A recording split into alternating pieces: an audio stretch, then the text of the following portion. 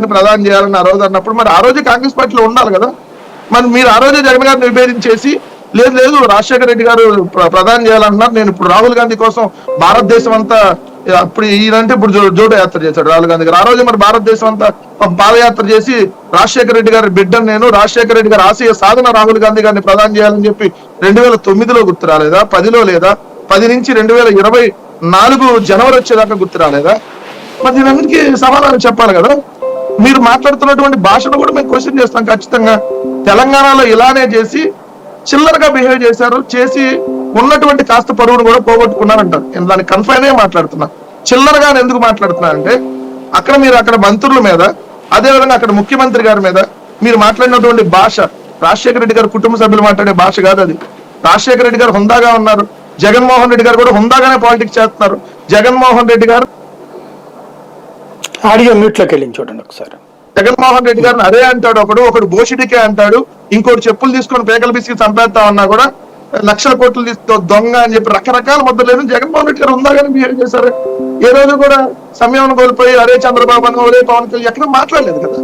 హుందాగానే politics చేస్తారు, ఈ రోజు కూడా హుందాగానే వ్యవహరిస్తున్నారు. కానీ మీరు హుందాగా వ్యవహరించారా? తెలంగాణలో పార్టీ పెట్టినప్పటి నుంచి మీ హుందాతనం ఎక్కడ కనపడింది?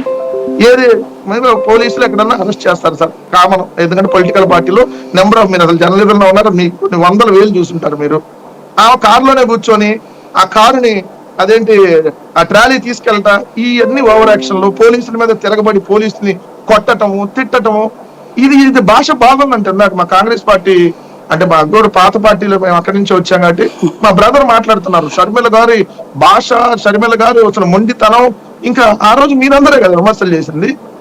ఇప్పుడు కూడా పథకం ప్రకారం షర్మిల గారిని దించారు, ఆ అస్త్రాలన్నీ ప్రయోగిస్తున్నారు. బట్ మేము దాని గురించి పెద్దగా పట్టించుకోవట్లేదని మేము చెబుతున్నాం. భయం ఏమన్నా పుట్టిందా? ఎందుకని వరుస పెట్టి ఆవిడ్ని సజ్జల రామకృష్ణారెడ్డి గారి దగ్గర నుంచి వైవి సుబ్బారెడ్డి గారి దాకా జగన్ గారి సన్నిహితులైనటువంటి వాళ్ళు, లేకపోతే జగన్ గారి మౌత్ పీసులైన వాళ్లే విరుచుకుపడుతున్నారు అంటే అంటే పాజిటివ్ ఓట్లు, మీ అనుకూల ఓట్లు మైనారిటీ ఓట్లు చీలుస్తుందన్న భయం వచ్చిందా సార్? ఇప్పుడు మనం అవతల వాళ్ళు మాట్లాడితే ఇప్పుడు ఇన్నాళ్ళు కాంగ్రెస్ పార్టీలో ఎవరు మా మీద ఈ రకంగా మాట్లాడాల.